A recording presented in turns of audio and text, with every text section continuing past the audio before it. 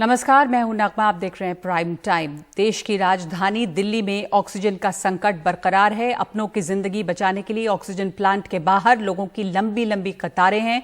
2-3 दिन लाइन में खड़े रहने के बाद नंबर आ रहा है। दिल्ली में ऑक्सीजन के मसले पर रोज सुनवाई कर रहे दिल्ली हाईकोर्ट ने केंद्र सरकार को काफी कड़े शब्दों में आज कहा है कि सुप्रीम कोर्ट का आदेश है कि आपको 700 मीट्रिक टन की आपूर्ति करनी है ऑक्सीजन की। अगर आप इसका पालन नहीं करते तो आप अवमानना में होंगे। अब ये आपका काम है। टैंकर उपलब्ध है, लेकिन आप ये काम करने को तैयार नहीं हैं। जब लोग मर रहे हैं तो ये एक भावनात्मक मामला है। आप इस पर अंधे हो सकते हैं, हम अपनी आंखें बंद नहीं कर सकते। ये दुखद है कि दिल्ली में ऑक्सीजन की कमी से लोगों की मौत हो रही है। आप इतने असंवेदनशील कैसे हो सकते हैं? अदालत के रुख से ये बात तो जाहिर है कि राजधानी इस वक्त एक बहुत बड़ी ऑक्सीजन इमरजेंसी से जूझ रही है। ऐसे में दिल्ली सरकार ने ऑक्सीजन बुलेटिन जारी किया है, जिसके मुताबिक 3 मई को दिल्ली को 976 मीट्रिक टन की जरूरत थी ऑक्सीजन की, जबकि सप्लाई जो है वो 433 की ही हुई।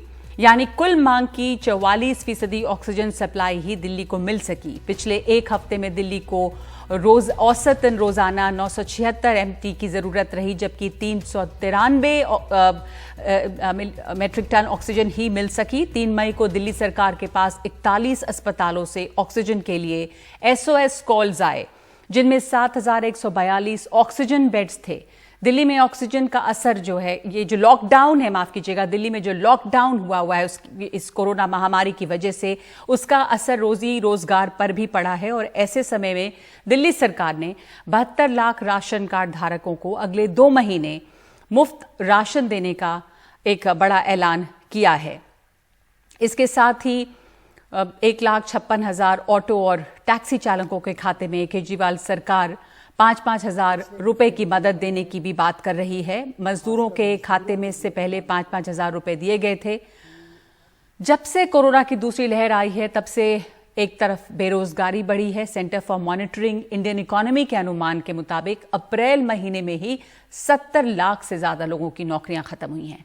हालात कितने संगीन हैं, ये दिखा रहे हैं हमारे सहयोगी हिमांशु शेखर मिश्रा।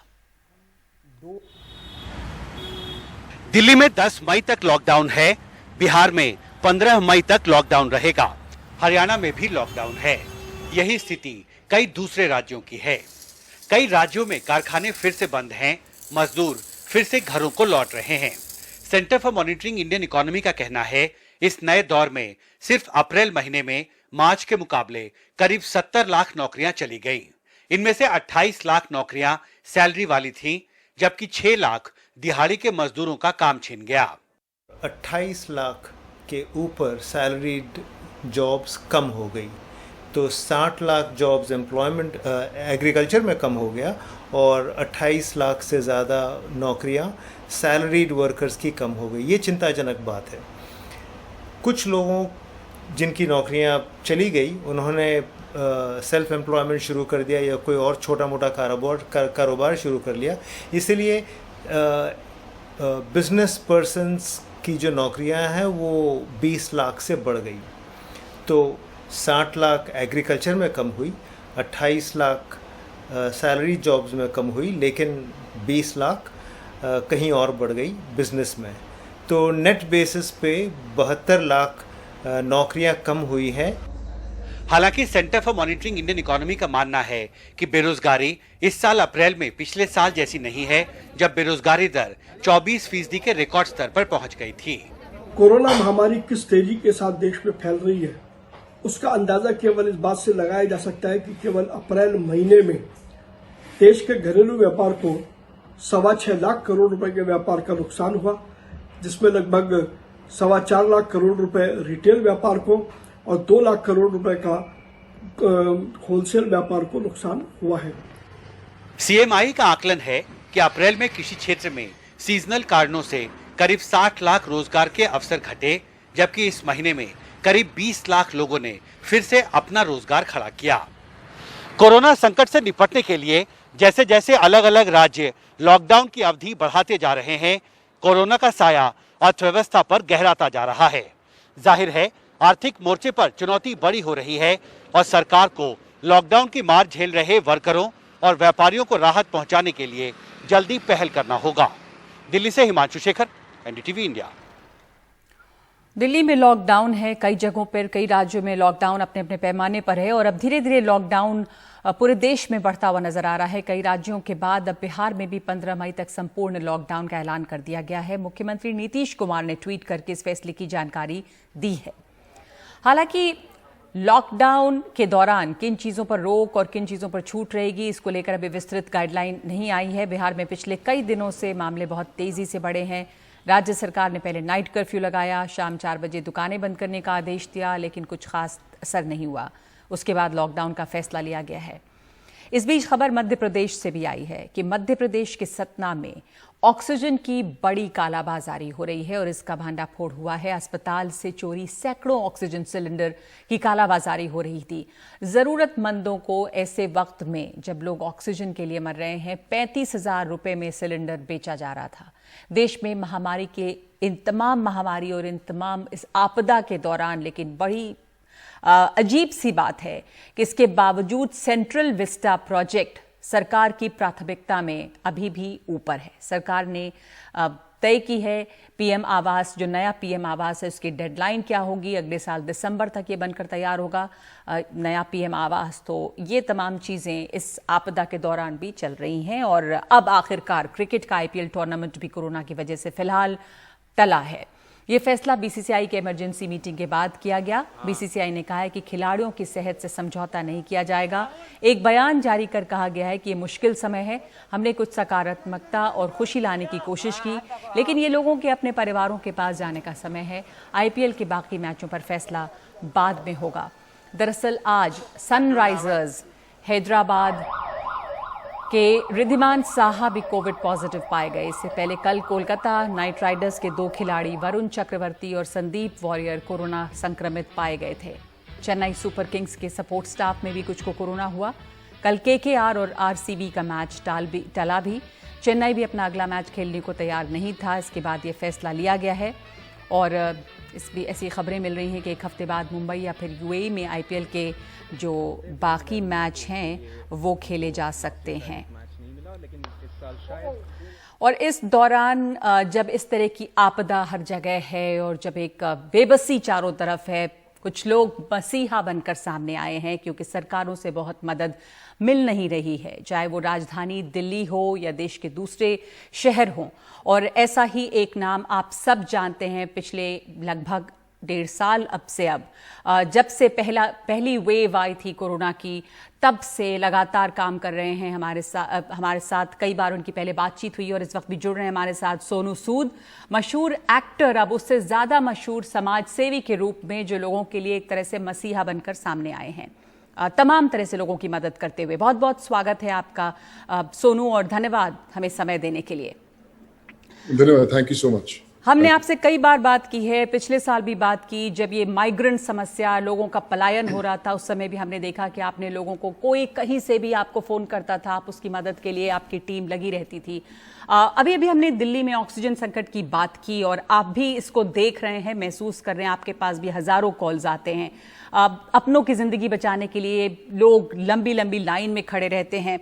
आपने एक अपने पोस्ट में भी लिखा कि एक समय 24 घंटे में आपको 27,538 फोन कॉल आए ऑक्सीजन के लिए। और ये जो सूरत है, इसको बदलना जरूरी है, ये बदले, व्यवस्था ठीक हो। इतनी बड़ी ऑक्सीजन की इसका जो संकट है, आप कैसे इससे जूझ रहे हैं, किस तरह से आप मैनेज कर रहे हैं? इतने फोन कॉल्स आते हैं, कितनी मदद आप कर पा रहे हैं? थोड़ा आप हमें विस्तार में बताइए इस बात को। नगमा, हम सब ने देखा है कि ऑक्सीजन की कमी के कारण पूरा देश तो तकलीफ में है ही, खासकर दिल्ली और उत्तर प्रदेश में बहुत ज़्यादा तकलीफ है इसकी। ऑक्सीजन सिलेंडर उठा कर भागते हैं। हमारे करीबन 60 से 70 हम लोगों ने अलग अलग चैनल्स बनाए, खासकर दिल्ली के अंदर ही, जो ऑक्सीजन सिलेंडर्स लेके मिडनाइट में खड़े होते हैं उनको भरने के लिए, और फिर किसी को इमरजेंसी आए तो उन्हें पहुंचाने की कोशिश करते हैं। बहुत सारे मुझे पेशेंट्स ऐसे मिले कि हमें हॉस्पिटल्स में बेड मिल रहा है, लेकिन उन्होंने बोला कि आप अपना ऑक्सीजन का इंतजाम खुद कीजिए तो आपको बेड मिलेगा। तो आप ये सोचिए कि एक परिवार जो बड़ी मुश्किल से बड़ी मशक्कत से जिसको एक बेड मिलता है और उसको बोला जाए कि आप अपनी खुद ऑक्सीजन लेकर आइए और फिर आपको बेड मिलेगा, वो ऑक्सीजन ले भी आता है, जब उसका सिलेंडर खत्म होने वाला होता है तो उसको बोलते हैं कि आप अगला इंतजाम कीजिए, नहीं तो आपको हॉस्पिटल चेंज करना पड़ेगा। इसलिए हॉस्पिटल वाले भी, जितने डॉक्टर्स हैं वो भी तकलीफों में हैं, लोग भी तकलीफों में हैं, जो लोग हॉस्पिटल के अंदर हैं। मैं वही बोल रहा हूँ, मैं बोल रहा हूँ कि अगर ये ऑक्सीजन हमारे साथ टिकी रहती तो कम से कम हम 50% ज्यादा लोगों को बचा सकते थे। बहुत मुश्किल में है सारी दुनिया, हम लोग भाग रहे हैं, हर रोज भाग रहे हैं। अभी कॉल खत्म होने के बाद सारी रात ऑक्सीजन जहां जहां मिल सकती है वहां उसको लाइन अप कर रहे हैं, तो ये एक नई जिंदगी स्ट्रगल शुरू हो गई है। बिल्कुल, आप तमाम तरह से लोगों की मदद कर रहे हैं, कभी हॉस्पिटल बेड दिलाना, कहीं दवाई दिलाना, बहुत ऑक्सीजन दिलाना, तो ये जो लगातार आप एक तो काम में जुटे हुए हैं, पिछले साल पलायन कर रहे हैं, मजदूरों की मदद करना, वो तमाम चीज़, अब आप मरीजों को एयरलिफ्ट भी कर रहे हैं, ये तमाम चीज़ें भी हुई हैं। तो ये जो एयरलिफ्टिंग भी आपने की है, पहले तो दूर दराज दूसरे देशों से भी लाया लोगों को, इसके बारे में थोड़ा बताइए हमें।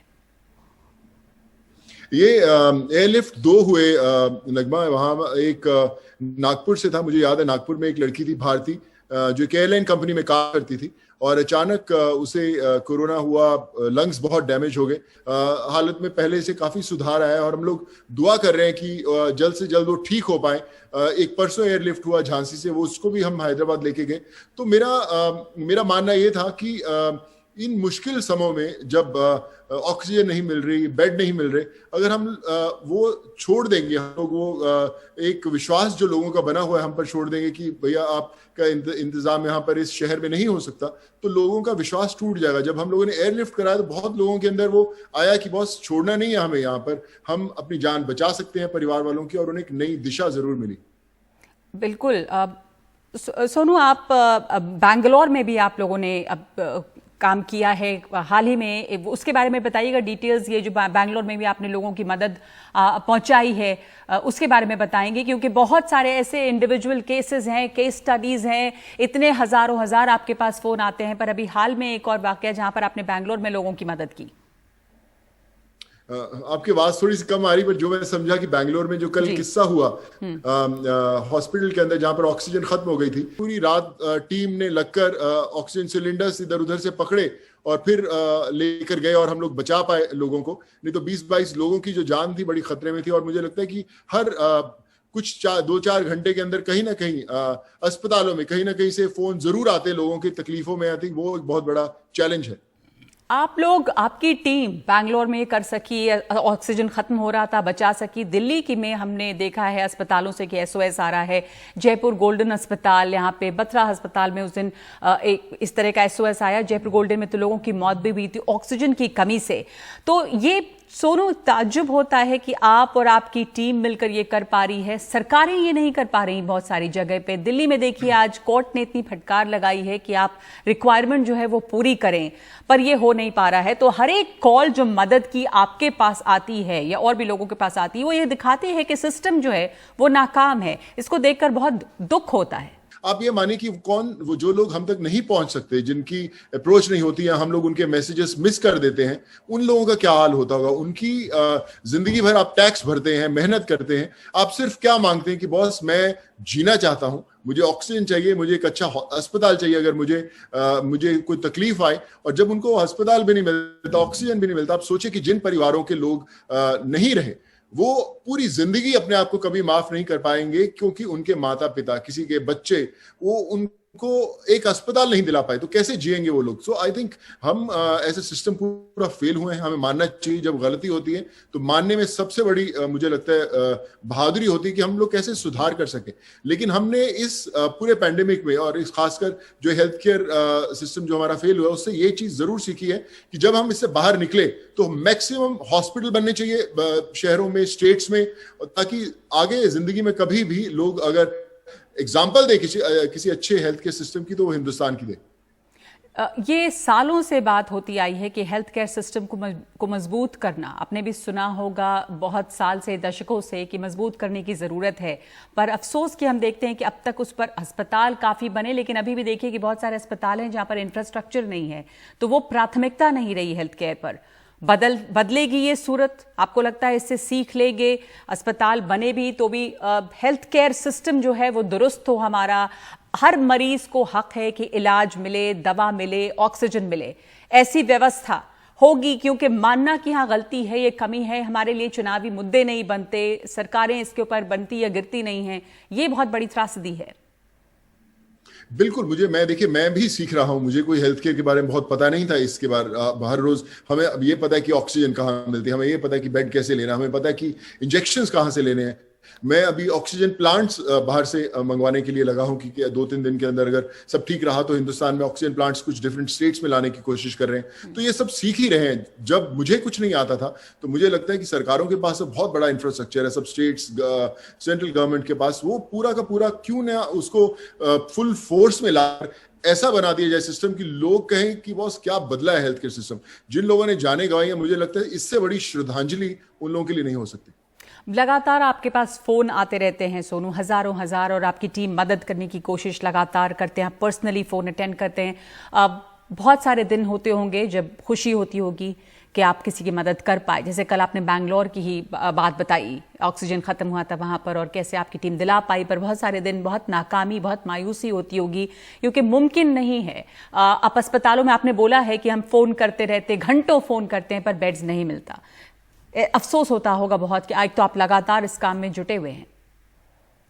बहुत दुख होता है। कई बार मैं कल एक किस्सा बताता हूँ कि बड़ी मुश्किल से पूरा दिन करके हमने किसी को अस्पताल में दिलाया, और जब तक उसको आईसीयू बेड मिला वो लड़का जो था 35 साल का था, वो नहीं रहा। तो एक दुख होता रहता है। देहरादून के अंदर हम लोग 5-6 दिन से एक लड़की को बचाने की कोशिश कर रहे थे। पहले उसको हॉस्पिटल दिलाया, फिर उसको प्लाज्मा भिजवाया, ट्विंस होने वाले थे उसके, फिर उसको आईसीयू बेड मिला, फिर उसको वेंटिलेटर, सब हम लोगों ने कराया, लेकिन कल वो नहीं बच पाई। तो दुख होता है। I mean, आपको लगता है कि आप फेल हुए इस चीज के अंदर। मुझे लगता है कि यार मैं क्यों नहीं बचा पाया, शायद मैं उसको एक दिन पहले अगर दिलवा दिया होता बेड तो शायद बच जाता।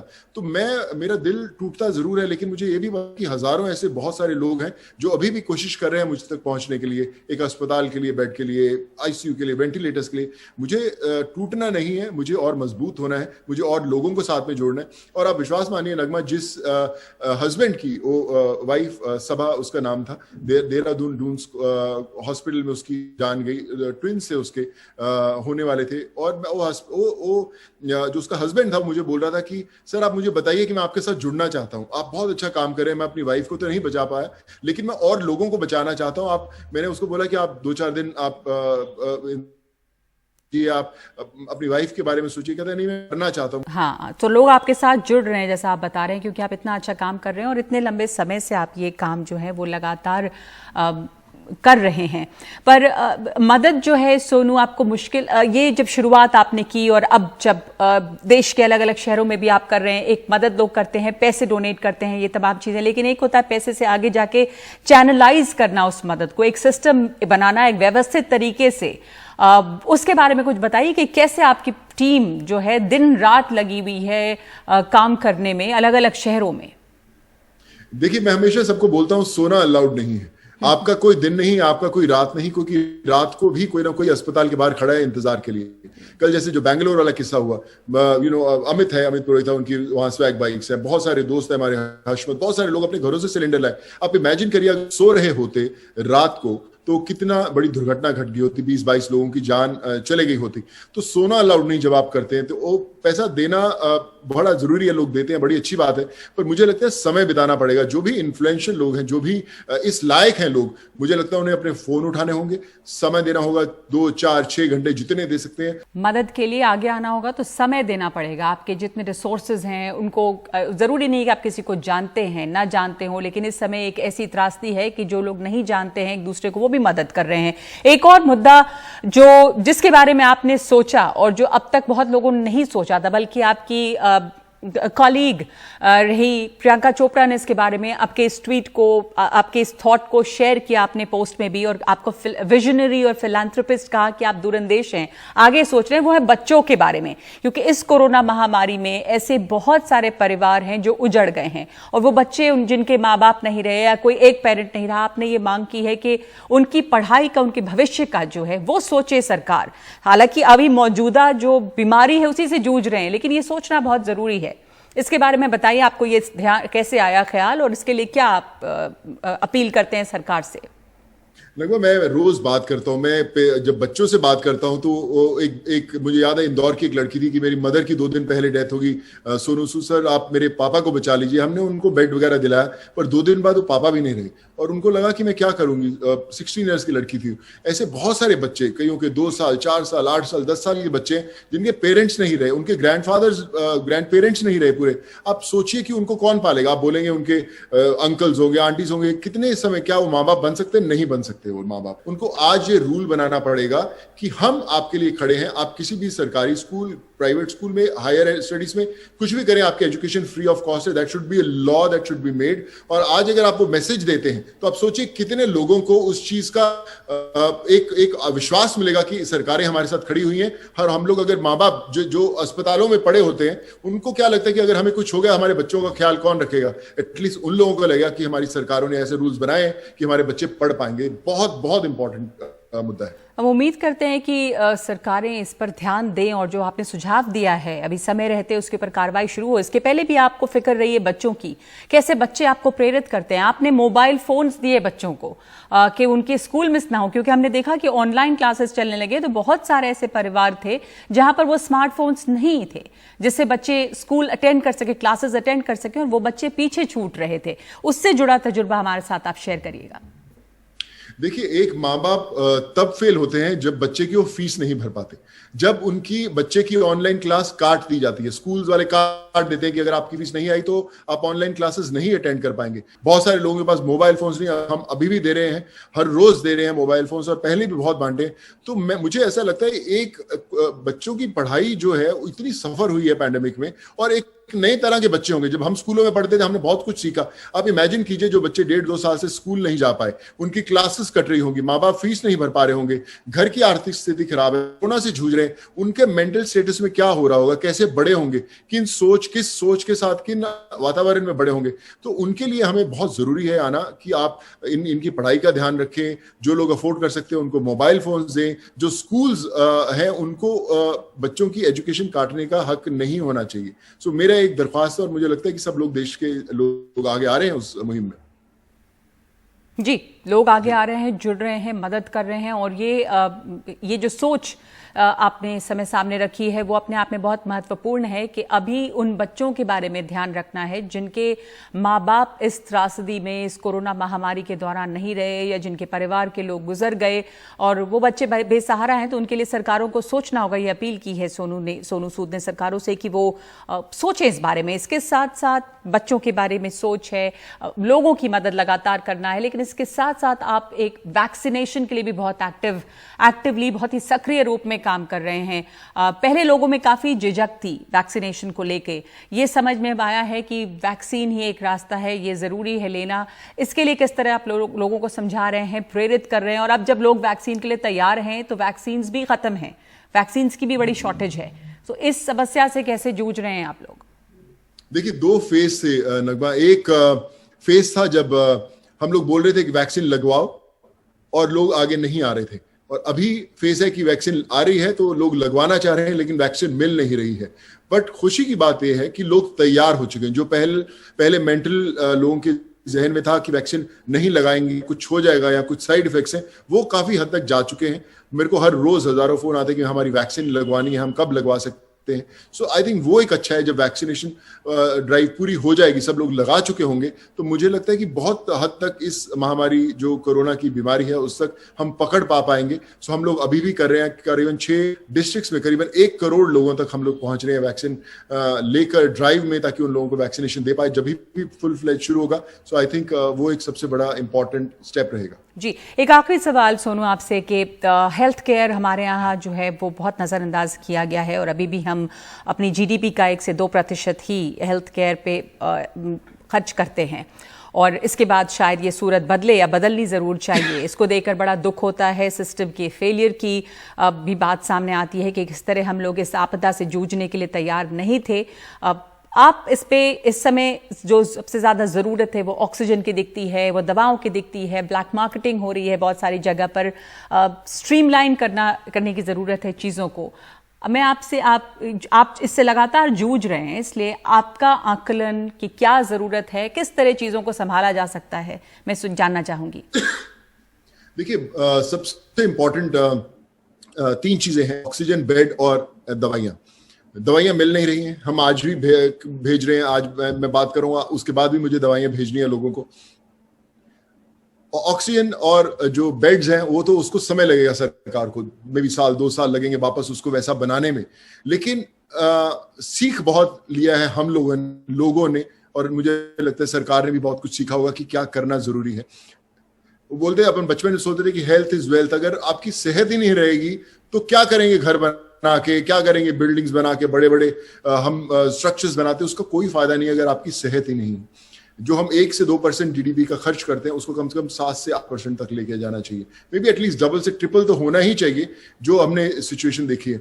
मुझे लगता है कि कोई भी अगर हम वाइज माइंड इस पे काम करेंगे तो हम लोग उसके रिजल्ट्स भी देखेंगे। 60-70 साल की आजादी की बात करते हैं कि हमने क्या बनाया है, आज सब फेल हो गए, हम लोग सब फेल हुए हैं। तो आज अगर हम जो 60-70 साल में सोचते हैं कि हम लोग जो पीछे हुए हैं, हमें उसको बनाने में कुछ समय लगेगा, लेकिन हमें आज जो स्टेप आ रहे हैं, आज हमें बोलना है कि हम अगर आप लोग आगे आके बढ़ेंगे तो हम लोग ये सब कर सकते हैं। This is very very important. I hope कि एवरीवन लर्न्स और सब लोग सीखे इस चीज से। जी, हम सब और व्यवस्था मिलकर इकट्ठा हमारी ये नाकामी है, हम सब फेल हुए हैं। बहुत बहुत धन्यवाद आपका सोनू सूद, जो आप काम कर रहे हैं उसके लिए बहुत सारी शुभकामनाएं आपको, कि आप जिस तरह से ये काम कर रहे हैं उसमें आपको और सहयोग मिले और आप कर पाएं इसको बेहतर। बहुत धन्यवाद समय देने के लिए। इसके साथ साथ अपील की है सोनू सूद ने कि भी कि जिन लोगों की ये कोविड से जूझने की जो यात्रा शुरू होती है वो ऑक्सीजन से शुरू होती है, ऑक्सीजन कॉन्सेंट्रेटर्स, अस्पताल, वेंटिलेटर, आईसीयू, और कई बार ज़्यादातर मामलों में अभी ये हो रहा है कि जो अस्पताल पहुंचते हैं फिर वहाँ से अंतिम संस्कार तक ये सफ़र है। इसलिए उनके पास इसके लिए भी कॉल्स आते हैं, लोगों को अंतिम संस्कार में जो पैसे खर्च हो रहे हैं उसके लिए भी उन्होंने अपील की है कि सरकारों को इसे भी अभी फ्री करना चाहिए जिस तरह की मुसीबत का दौर है। तो ये भी उनकी एक अपील है सोनू सूद की सरकार से। इस समय प्राइम टाइम में हम एक ब्रेक के लिए रुक रहे हैं।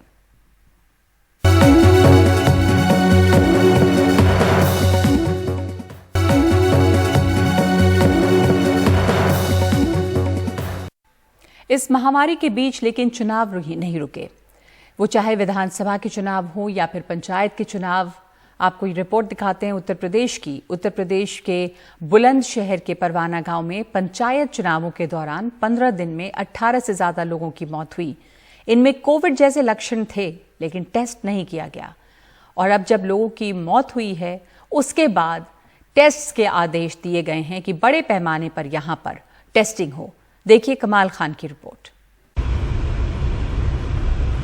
एनडीटीवी की टीम जब बुलंदशहर से 18 किलोमीटर दूर परवाना गांव पहुंची तो कोरोना जांच कराने के लिए हो रहा अनाउंसमेंट दूर से हवा में गूंज रहा था।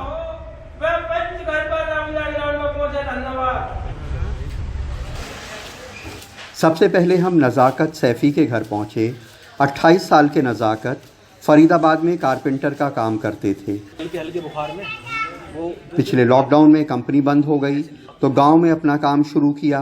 बीमार हुए, सांस में दिक्कत हुई, 2 अस्पतालों में भर्ती हुए, लेकिन 22 अप्रैल को गुजर गए। ट्रीटमेंट प्रॉपर नहीं मिला था, इसलिए हार्ट की जो प्रॉब्लम हुई है, हार्ट अटैक हुआ। कभी भी उसको हार्ट की प्रॉब्लम नहीं थी, ना बीपी हाई था कभी भी उसका, नॉर्मल सिचुएशन। बाइक पे गया ट्रीटमेंट लेने के लिए, ना कि कोई एम्बुलेंस में। परवाना गांव में भूरो देवी की चिता जलाई जा रही है। उनके भी कोरोना से मरने का अंदेशा है। गांव वालों ने हमें गांव के 18 लोगों की लिस्ट और तमाम लोगों की तस्वीरें दी जो उनके मुताबिक पंचायत चुनाव के दौरान कोरोना फैलने से मर गए। उसको अचानक पसीना आया, पसीना आने के बाद में वो ठंडा हुआ। 16 साल का सुमित भी उन्हीं में से एक था। 2 अस्पताल ले जाया गया लेकिन अपनी उम्र का 17वां साल नहीं देख पाया। तुरंत औरंगाबाद लेके गए। औरंगाबाद ले जाने के बाद में उसको एक ड्रिप लगाई। ड्रिप के बाद में उसके एक दर्द हुआ अचानक। दर्द में उस डॉक्टर ने इंजेक्शन लगाया लेकिन उससे कोई रिलीफ नहीं मिली। फिर हम दूसरे हॉस्पिटल में ले गए, वहाँ भी उसने ड्रिप लगाई, इंजेक्शन लगाया, वहाँ भी कोई रिलीफ नहीं मिली। फिर हम और बुलंदशहर ले जा रहे थे, रास्ते में चरौरा जाके उसने दम तोड़ा। परवाना के शिव मंदिर से गांव के लोगों के लिए कोरोना की जांच कराने की अपील की जा रही है। स्वास्थ्य विभाग की टीम यहां जांच करने पहुंच गई है, लेकिन जो बिना जांच मर गए उनकी मौत की आधिकारिक वजह पता नहीं चल सकेगी। एक टीम लगा दी है, पूरे गांव में हर एक व्यक्ति का चेकअप करेंगी। जो भी किसी को भी कोई दिक्कत है उसके लिए वहीं पर दवाई का वितरण भी किया जाएगा और इनकी कोरोना से संबंधित जांच भी की जाएगी। अगर मृत्यु का और भी कारण के, क्योंकि मृत्यु का कारण वहाँ से कोरोना पेशेंट निकले नहीं है ज़्यादा, तो उनकी भी जांचें की जाएंगी, कुछ और कारण तो नहीं है। पंचायत चुनाव में प्रदेश के ज़्यादातर हिस्सों में कोविड प्रोटोकॉल का पालन नहीं किया गया। पहले चुनाव प्रचार, फिर मतदान, फिर काउंटिंग, हर चरण में भीड़ उमड़ती रही। कई जगहों पे संघर्ष भी हुए। यही नहीं, बड़े पैमाने पर प्रवासी मजदूरों को किराया देकर वोट डालने के लिए बुलाया गया, जो बाहर से कोरोना लेकर आए और गांवों में फैला गए। अगर इन गांवों में पंचायत के चुनाव 2-3 महीने टाल भी दिए जाते तो लोकतंत्र को कोई बड़ा खतरा नहीं पैदा हो जाता, लेकिन तमाम लोगों की जानें बच सकती थीं जो अब कोरोना के शिकार हो रहे हैं। जाहिर सी बात है कि अब इन गांवों के लोगों को उसका खमियाजा भुगतना पड़ेगा। बुलंदशहर में मनीष शर्मा के साथ कमाल खान, NDTV इंडिया।